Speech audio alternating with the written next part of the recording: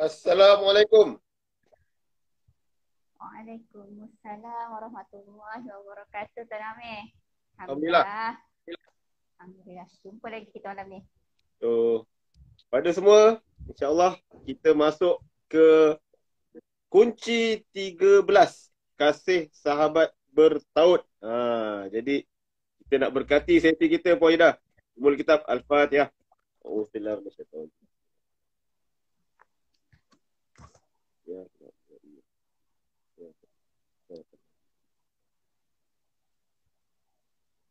Jadi Alhamdulillah, sedar tak sedar kita dah 13 minggu bersama dengan penulis Rezeki dari Langit Puan Ida Hani. Minggu ni saya pegang buku yang betul. Jadi Puan, kita nak sebagai mukadimah, kita nak tahu kenapa Puan masukkan bab kunci kasih sahabat bertaut dalam buku Rezeki dari Langit sebagai mukadimah. Bismillah. Bismillahirrahmanirrahim. Assalamualaikum warahmatullahi wabarakatuh. Pada Tuan Amir, pada sahabat-sahabat yang meluangkan masa bersama kita pada malam ini. Moga-moga lain okey lah. Sebab kat sini agak hujan. Okey. Kita teruskan ya. Kita teruskan dengan kunci ke-13 iaitu kasih sahabat bertaut. Apa yang saya tulis dalam buku Rezeki dari Langit ni, apa kaitannya dengan topik kita pada malam ni? Okey. Apa kaitannya dengan rezeki dan persahabatan? Okey, dalam istilah lainnya persahabatan lah. Penting ke persahabatan ni dalam kita nak menjemput rezeki? Okey. Dalam buku ni saya ada tulis sedikit kisah lah tentang macam mana saya mula-mula terjun dalam bidang penulisan ni apabila ada sepasang suami isteri. Saya tulis dalam situ tu kan, ada sepasang suami isteri tu dia datang waktu petang dah nak maghrib dah. Dia nak maghrib, dia datang, dia dah tempah dah buku saya memula dululah. Allah tempat meminta tu kan. Dia cakap dia nak senaskah dia. Okey, kemudian dia datang dah nak maghrib tu. Saya tak kenal pun dia siapa entah kan. Mungkin kawan kat Facebook ke pun tak pernah menyapa kat Facebook. Kemudian dia datang, dia cakap nak buku. Kemudian kami sembang-sembang lah dekat luar pagar tu sebab dah nak maghrib kan, jadi dia tak masuk. Sembang-sembang tu, kemudian dia kata saya nak tempah lagi buku lah, dia kata macam tu kan. Saya pun terkejut. Okey lah, dia beli extra lah daripada apa yang ditempah tu. Kemudian tiba-tiba dia kata saya nak tanda tangan Cik Puan. Dia tahu ke saya penulis masa tu kan. Masa tu baru mulalah, baru nak merangkak-rangkak belajar menulis kan dalam buku antologi. Saya pun terkejut. Macam mana tahu kan? Macam mana tahu saya salah seorang penulis buku tu. Saya pun tak tanyalah mana dia kenal apa kan. Saya pun gelak-gelak. Saya macam segan-segan lah sebab siapa lah kita masa tu kan. Lepas tu dia tegur lah. Dia bukanlah tegur, dia mengingatkan saya. Dia kata, tak apalah, janganlah malu. Kenapa kita nak malu dengan produk yang kita mula-mula nak jual ni? Dia cakap macam tu. Dia kata, tak apa, kita bermula dengan produk orang lain. Lama-lama nanti, kita akan ada produk sendiri. Dia cakap macam tu kan. Saya pun mengaminkanlah doa dia kan. Doa dia waktu maghrib kan. Dan memang setelah bertahun-tahun selepas itu, setelah saya dalam 6 tahun kemudian, keluarlah buku Rezeki dari Langit yang memang tertulis nama saya sendiri tu. Bila saya menukilkan salah satu cerita tu dalam buku dalam buku ni, saya memang teringat-ingat pasangan suami isteri tu. Jadi saya rasa pentinglah persahabatan tu saya tuliskan dalam buku ni sebab salah satu cara untuk kita menarik dan menjemput rezeki itu adalah kita berkenalan dengan orang dan kita menyantuni orang lah. Dan bila kita berkawan dan menyantuni orang-orang di sekeliling kita, tak kisahlah kita kenal rapat ataupun tidak, subhanallah kita akan mendapat doa daripada mereka. Betul tak Tuan Amir? Doa tu yang penting sebenarnya kan. Selain doa, sebenarnya kita tak jangka pun entah siapa-siapa entah doakan kita kan. Walaupun kadang macam kita terserempak macam tu ke, dia doakan kita. Jadi mungkin ketika itu ada malaikat, mestilah malaikat ada kan, malaikat mendoakan kita dan mendoakan dia juga kan. Dan itu salah satu caranya untuk kita meluaskan silaturahim. Dan memang Rasulullah kata bila kita meluaskan silaturahim, dan dalam jangka masa yang sama Allah meluaskan rezeki kita. Jadi persahabatan itu pentinglah dalam salah satu komponen untuk kita menarik rezeki dari langit. Dan bila saya duduk bermuhasabah dirilah, kita kadang kita terlalu mengharapkan kawan yang ramai, betul tak? Kawan yang ramai. Tapi hakikatnya mereka tak sentiasa bersama dengan kita dan kita tak tahu pun sebenarnya mereka berkawan dengan kita ni kerana apa. Tapi tak perlulah kita nak selidik kan. Tak perlu kita nak kata dia tu berkawan dengan kita sebab nak ambil kesempatan. Dia berkawan dengan kita sebab nak something daripada kita. Tapi hakikatnya sesiapa pun yang Allah hadirkan dalam hidup kita sebagai seorang sahabat yang positif ke negatif ke kan, dia tetap memberi impact pada kita. Contoh kalau positif tu memang dah nampak sangatlah positif kan. Kita pun follow dia positif, kita pun positif.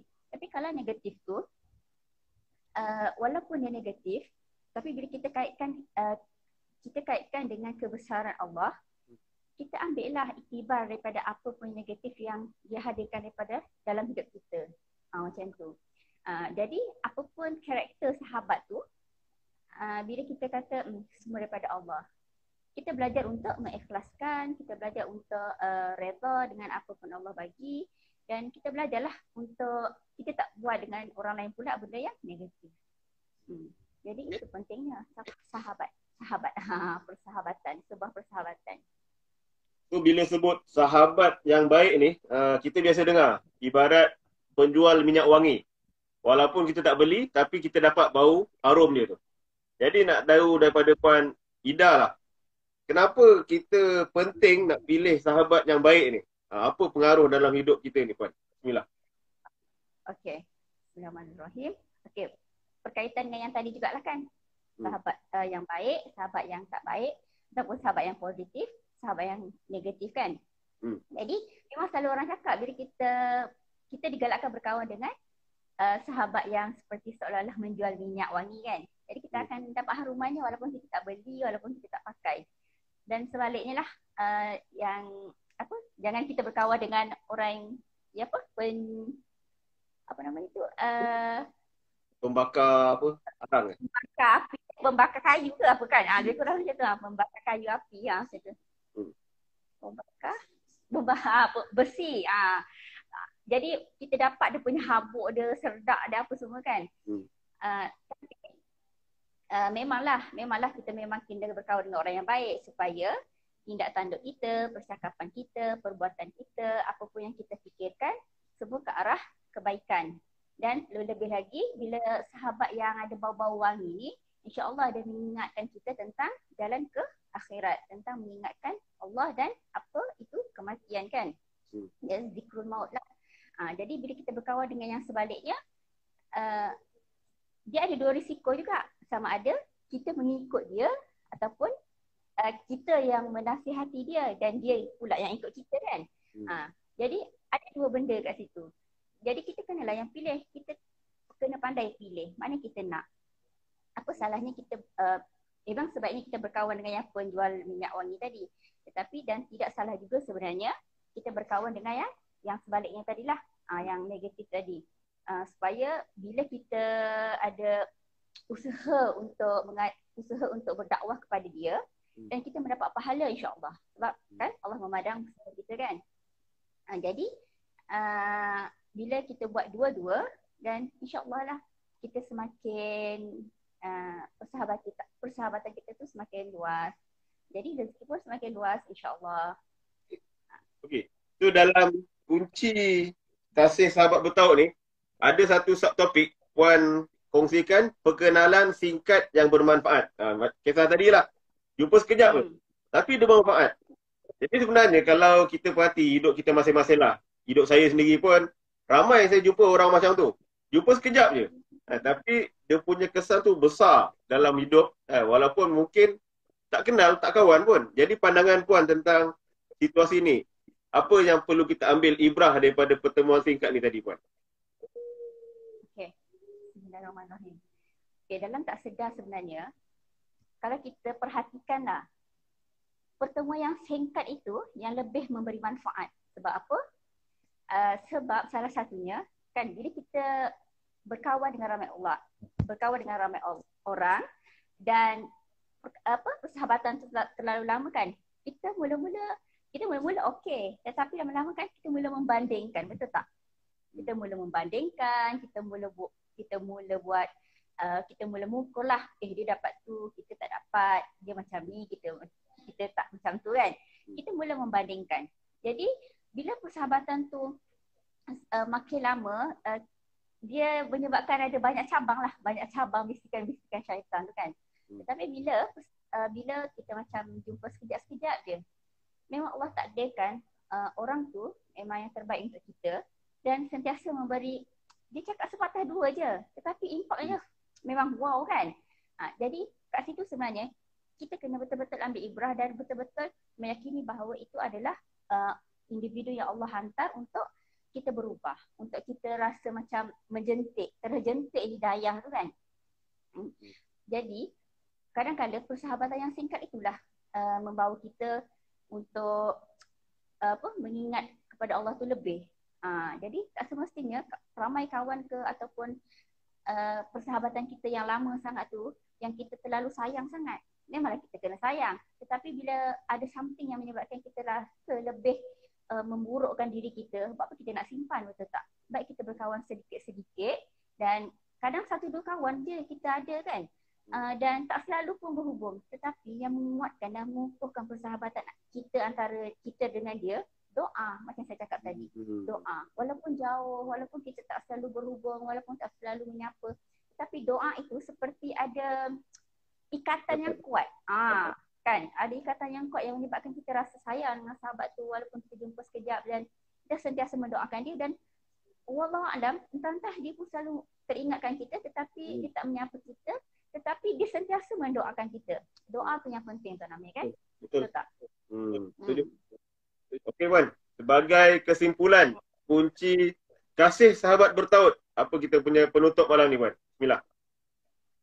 Okay, bismillahirrahmanirrahim. Untuk penutup kita, untuk kunci kita yang ke-13, kasih bersahabat bertaut ni, kita jangan memilih kawan lah. Macam tu kan. Kita berdoa aja pada Allah supaya supaya Allah takdirkan kepada kita orang yang baik-baik. Kita jangan terlalu nak terima apa je yang dia bagi, tetapi kita hendaklah memberi dahulu. Give baru kita take kan. Jadi maksudnya kita kena memberi manfaat kepada dia dulu. Dan dia nak bagi manfaat kepada kita ke macam mana itu, ya yang Allah aturkan. Dan yang kedua, saya rasalah kesimpulannya, kita jangan terlalu menilai, macam mana ya, kita jangan terlalu menilai mengatakan bahawa dia tu mengambil kesempatan atas persahabatan kita. Tak perlulah, kita cuba belajar untuk mengikhlaskan. Mesti ada something yang Allah hadirkan pada kita. Dan salah satunya ialah mengingat kita kepada Allah dan juga membawa kita ke jalan ke syurga, sama ada melalui jalan sabar ataupun jalan yang lebih baiklah, jalan syukur, jalan redha. Semua benda-benda tu Allah ada aturkan dan insya-Allah ada ganjarannya. Dan pastilah ada rezeki daripada langit tu. Daripada kita apa orang cakap tunggu orang tu bagi, tunaikan hak kita tunaikan hak dia dulu. Kita doakan dia dan kita, yalah, apa yang kita bagi tu Allah bagi balik kat kita lah. Itu yang saya dapat lah daripada apa yang Puan bagi tahu. Jadi terima kasih Puan Nida dan semua yang bersama kami, Dila, Salim dan lain-lain yang sama-sama kita live malam ni.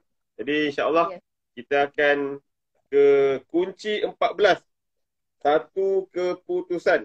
Jadi kapsul rezeki dari langit, siapa-siapa yang tak dapatkan lagi boleh beli direct dengan Puan Nida. Dapat satu tangan. Kalau beli dengan kami ada diskaun, dengan Puan Ida ada tanda tangan dan lain-lain. Okey. Ya, ada free gift lagi. So kita jumpa lagi insya-Allah. Terima kasih semua. Kita tangguh sesi kita dengan tasbih kifarah. Subhanallahi wa bihamdihi, subhanakallahumma wa bihamdika, asyhadu an la ilaha illa anta, astaghfiruka wa atubu ilaik. Subhana rabbika rabbil izzati amma yasifun wa salamun alal mursalin walhamdulillahi rabbil alamin. Assalamualaikum warahmatullahi taala wabarakatuh. Waalaikumsalam.